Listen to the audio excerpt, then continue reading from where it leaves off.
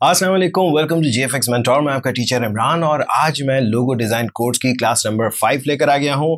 और आज का जो टॉपिक है वो थोड़ा सा ट्विस्टेड सा है। ट्विस्टेड से मुराद थोड़ा सा कंफ्यूज होने वाले हैं। शायद हो सकता है आपको बहुत अच्छे से समझ में आ जाए, हो सकता है थोड़ा आप कंफ्यूज रहेंगे, लेकिन कोई मसला नहीं है। मैं इसीलिए यहाँ पर आपको समझाने के लिए आया हूँ। तो आइए स्टार्ट करते हैं।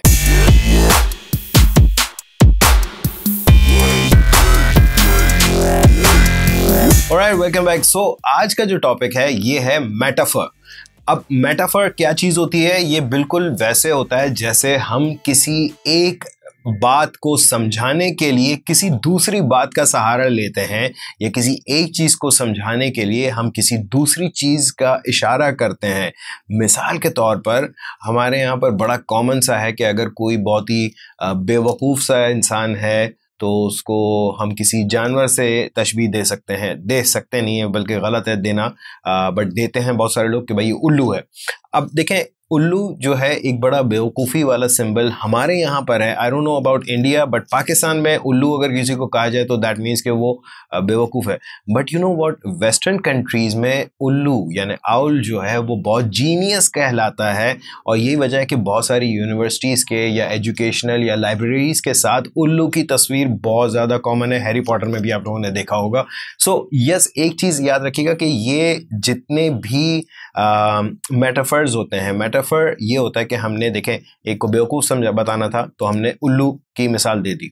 अब ये मेटाफर है, बट लोग समझ जाते हैं कि हाँ यार इसका मतलब क्या है कहने का।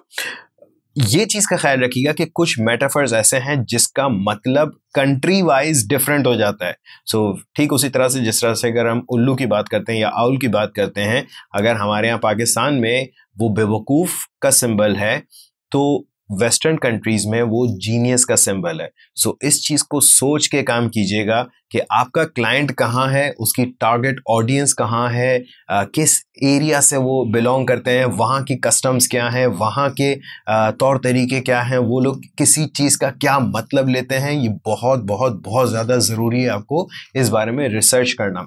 नाउ देखिए, मैं एक और चीज़ बताऊँ आपको कि मेटाफर्स हम क्यों डिस्कस कर रहे हैं लोगों में।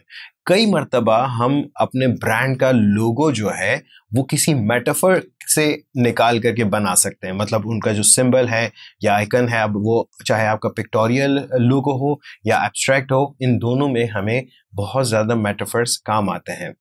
एक बहुत ही बेहतरीन से एग्जाम्पल आपको मैं बताऊं मेटाफर की।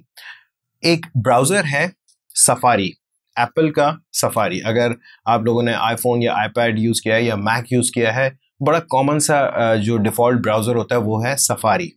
अब सफारी को थोड़ी देर के लिए समझें, ये है क्या? ये एक इंटरनेट ब्राउज़र है। नाउ इंटरनेट ब्राउज़र का काम क्या है कि आप इंटरनेट पर जाते हैं, सर्फिंग करते हैं। सर्फिंग भी एक मेटाफर है, राइट?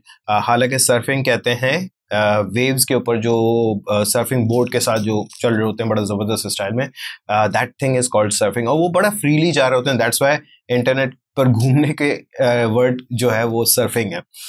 ठीक उसी तरह से सफारी का जो नाम है वो इटसेल्फ एक मेटाफर है। मतलब कि आप इंटरनेट पर जा रहे हैं और यू नेवर नो कि आगे आपको क्या मिलेगा। सही है, यही वजह है कि इंटरनेट एक्सप्लोरर का भी नाम एक मेटाफर है। एक्सप्लोरर उसे कहते हैं जो नई नई जगहों पर जा करके एक्सप्लोर कर रहा होता है। सो उसी तरह से आप इंटरनेट को एक्सप्लोर कर रहे हैं तो इंटरनेट एक्सप्लोरर। सफारी का नाम क्यों है? क्योंकि आप एक तरह से जंगल में जा रहे हैं और आपको नहीं पता आगे क्या चीज़ आएगी।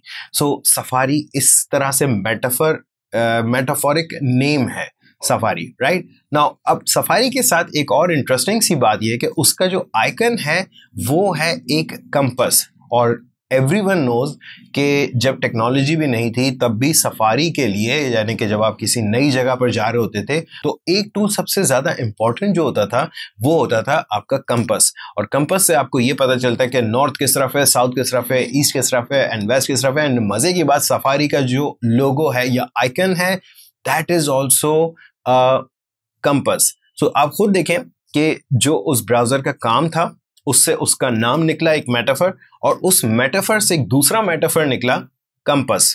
सो आई होप आप लोगों को मेटाफर समझ में आए होंगे। नाउ ये चीज मैं क्यों आप लोगों को डिस्कस कर रहा हूँ मेटाफर, क्योंकि अब अगली आने वाली क्लास में जो है हम बनाएंगे माइंड मैप, और माइंड मैप के लिए मेटाफर्स का होना, समझ होना बहुत ज्यादा जरूरी है। आई होप आप लोगों को ये बहुत अच्छे से समझ में आया होगा। मैं चाहूंगा कि आप बहुत सारे वर्ड्स के मेटाफर्स खुद ढूंढना शुरू करें, इस वर्ड मेटाफर के ऊपर थोड़ी सी और आप भी रिसर्च करें। आई होप आप लोगों को बहुत ज़्यादा इंटरेस्टिंग किस्म के आइडियाज़ मिलने वाले हैं। अगर ये क्लास अच्छी लगी तो प्लीज़ लाइक करें, और अगर सब्सक्राइब नहीं किया तो प्लीज़ सब्सक्राइब करें। Thank you.